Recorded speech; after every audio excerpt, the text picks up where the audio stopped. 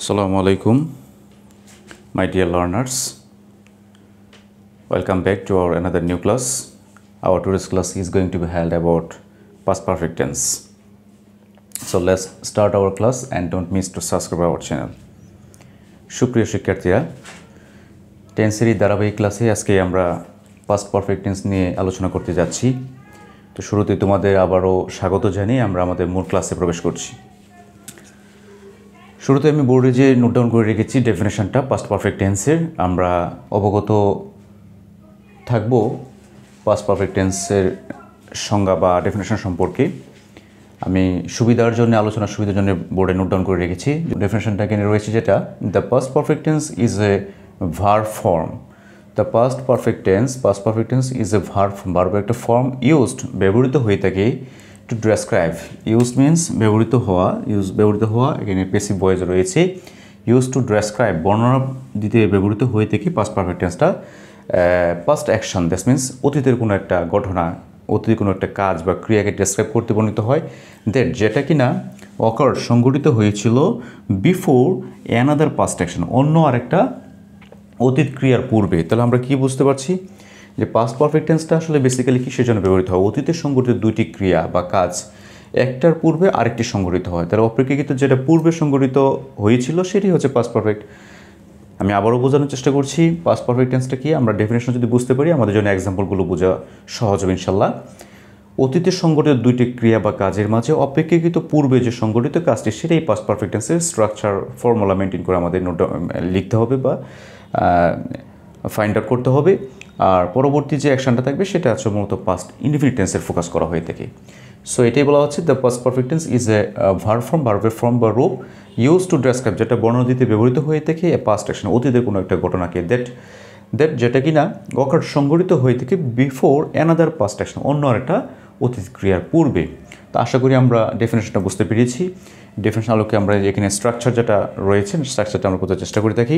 Affirmative সেন্টেন্সের structure আমরা জানি যে ইন্টারোগেটিভ বা নেগেটিভ ইন্টারোগেটিভ, সেই ক্ষেত্রে কিন্তু স্ট্রাকচারটা ভিন্ন ভেরিয়েশন হয়ে থাকে, পার্থক্য হয়ে থাকে, এবং সেই অনুযায়ী কিন্তু স্ট্রাকচার অনুযায়ী সেন্টেন্সগুলোও কিন্তু ভেরিয়েশন হয়ে থাকে।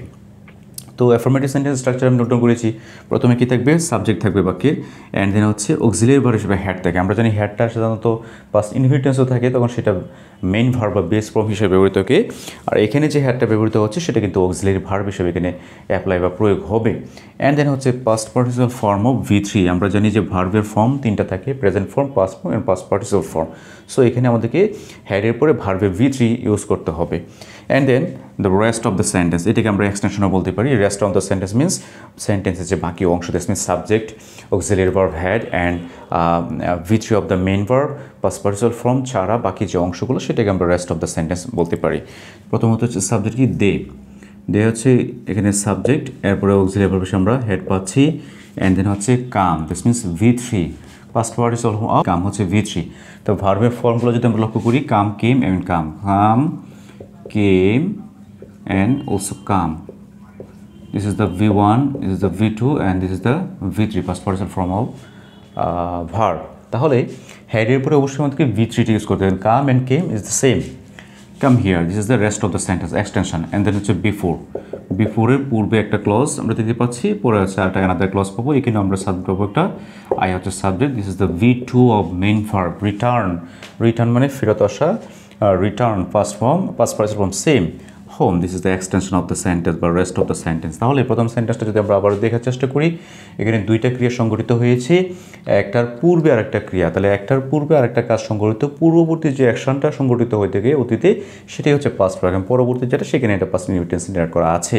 তাহলে দে হ্যাড কাম হিয়ার, তারা এখানে এসেছিল বিফোর আই রিটার্ন হোম, আমি বাড়ি ফেরার পূর্বে তারা এখানে এসেছিল। তাহলে একটা কাজের পূর্বে আর একটা কাজ সংঘটিত হওয়া বোঝাতেই যেটা আগে সংঘটিত হয়েছিল সেটাই হচ্ছে পাস্ট পারফেক্ট টেন্স। তাই আমাদের সেন্টেন্সটা আমরা যদি লক্ষ্য করি, এখানে দুইটা ক্লজ রয়েছে, দিস মিনস একটা পূর্বে আর একটা ক্রিয়া সংঘটিত হয়েছিল অতীতে।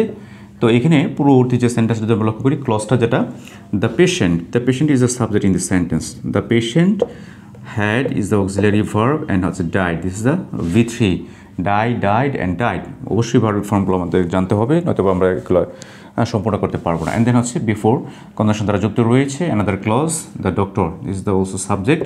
অ্যান্ড দেন হচ্ছে কেম, দিস ইজ V2। তো ওই যে আমরা জেনেছি কেম হচ্ছে V2। The patient had died, রুগী মারা গিয়েছিল before the doctor came, doctor আসার পূর্বেই। তাহলে ডাক্তার আসার একটা কাজ অতীতে সংঘটিত হয়েছিল এবং কি রুগী মারা যাওয়ার একটা কাজ সংঘটিত হয়েছিল। অবশ্যই ডাক্তার আসার পূর্বে যদি রুগী মারা গিয়েছে তাহলে পূর্ববর্তী যে অ্যাকশনটা সংঘটিত হয়েছিল সেটাই হচ্ছে পাস্ট পারফেক্ট টেন্স, এবং অ্যানাদার যে অ্যাকশনটা সেটা পাস্ট ইনডিফিনিট টেন্সে রয়েছে। যে পাস্ট ইনডিফিনিট টেন্সটা আমরা থেকে ফাইন্ড আউট করার জন্য অবশ্যই পূর্ববর্তী আমরা পাস্ট ইনডিফিনিট টেন্সের ক্লাস নিয়েছি। যাদের প্রবলেম মনে হতে পারে তারা পাস্ট ইনডিফিনিট টেন্সের ক্লাসটা দেখে আসবে, তাহলে তোমাদের জন্য আরও অধিকত সহজ হবে। পূর্ববর্তী এক্সাম্পলগুলোতে আমরা বিফোরের ব্যবহারটা দেখেছি, এখন আমরা আফটারের ব্যবহারটা দেখব। তো এখানে দুইটা ক্লোজ রয়েছে অ্যাজ ইউজুয়াল, আফটারের পূর্বে একটা ক্লোজ এবং পরে একটা ক্লোজ। তো এখানে আমরা যদি লক্ষ্য করি, the doctor, this is the subject in the sentence, and then came হচ্ছে V2, verb 2। The doctor came, doctor এসেছিলেন, কখন এসেছিলেন? The patient is the another subject and had auxiliary verb, the patient had died, this is the V3। Subject auxiliary verb হিসেবে had ব্যবহৃত হয়েছে এবং কি died V3 ব্যবহৃত, দ্য পেশেন্ট হ্যাড ডাইড, অর্থাৎ রোগী মারা যাওয়ার পর ডাক্তার এসেছিলেন। তাহলে অবশ্যই দুইটা কাজ সংঘটিত হয়েছে, একটা হচ্ছে ডাক্তার আসার কাজ, একটা রোগী মারা যাওয়ার কাজ। তাহলে পূর্ববর্তী কাজটা কোনটা সংঘটিত হয়েছে? দ্য পেশেন্ট হ্যাড ডাইড, রোগী মারা যাওয়ার পরে ডাক্তার এসেছিলেন। দুইটা কাজে আমাদের যেহেতু রোগী আগে মারা গিয়েছে সেটা হচ্ছে পাস্ট পারফেক্ট টেন্সের ফর্মুলা অনুযায়ী আমাদেরকে নোট ডাউন করতে হবে বা মেনটেন করতে হবে, এবং পরবর্তী যে কাজটা সংঘটিত হয়েছে ডাক্তার এসেছেন সেটা হচ্ছে পাস্ট ইনডিফিনিট ফর্মুলা অনুযায়ী আমাদেরকে মেনটেন করতে হচ্ছে। তো এর তার ধারাবাহিকতায় আবার আরেকটা সেন্টেন্স নিয়ে এসেছি, সেটাও আফটারের ব্যবহারটা রয়েছে, আফটারের পূর্বে একটা ক্লজ অ্যান্ড দেন পরে আরেকটা ক্লজ।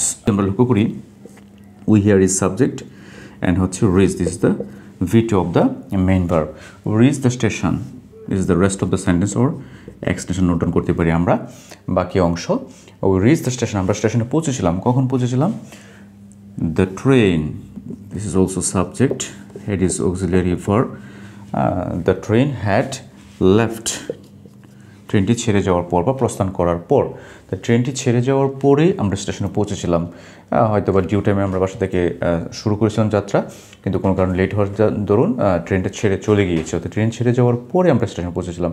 তো দুইটা ক্রিয়ার মাঝে আগে ট্রেনটা ছেড়ে যাওয়ার কাজটা সংঘটিত হয়েছে, পরবর্তীতে আমাদের পৌঁছানোর কাজ সংঘটিত হয়েছে। যে কাজটা আগে ঘটেছে সেটা হচ্ছে পাস্ট পারফেক্ট, এবং যেটা পরে সংঘটিত সেটা হচ্ছে পাস্ট ইনডিফিনিট টেন্সের স্ট্রাকচার মেনটেন করে সংঘটিত হয়।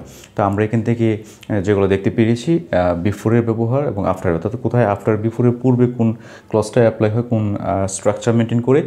দ্যাটস মিনস আমরা দেখলাম যে বিফোরের পূর্বে হচ্ছে পাস্ট পারফেক্ট টেন্সের ফর্মুলা অনুযায়ী আমাদের সেন্টেন্স নোট ডাউন করতে হয়, পরবর্তীতে পাস্ট ইনডিফিনিট। আর আফটারের ক্ষেত্রে জাস্ট উল্টাটা, অর্থাৎ আফটারের পূর্বে হচ্ছে পাস্ট ইনডিফিনিট, পরে হচ্ছে পাস্ট পারফেক্ট টেন্সের ব্যবহারটা হয়ে থাকে। তো আশা করি আমরা যে এক্সাম্পলগুলো আমরা এখানে নোট ডাউন করেছি সেগুলো বুঝতে পেরেছি, আমরা স্ট্রাকচার বুঝতে পেরেছি এবং ডেফিনেশনটা আমরা বুঝতে পেরেছি। তো এইভাবে আমরা ইনশাআল্লাহ প্র্যাকটিস করলে আমরা সফল হব বলে আশা করি। তো আজকের ক্লাসটা আমি এখানে শেষ করছি। সকলেই ভালো থাকবে, সুস্থ থাকবে, আমাদের সাথে যুক্ত থাকবে। আসসালামু আলাইকুম।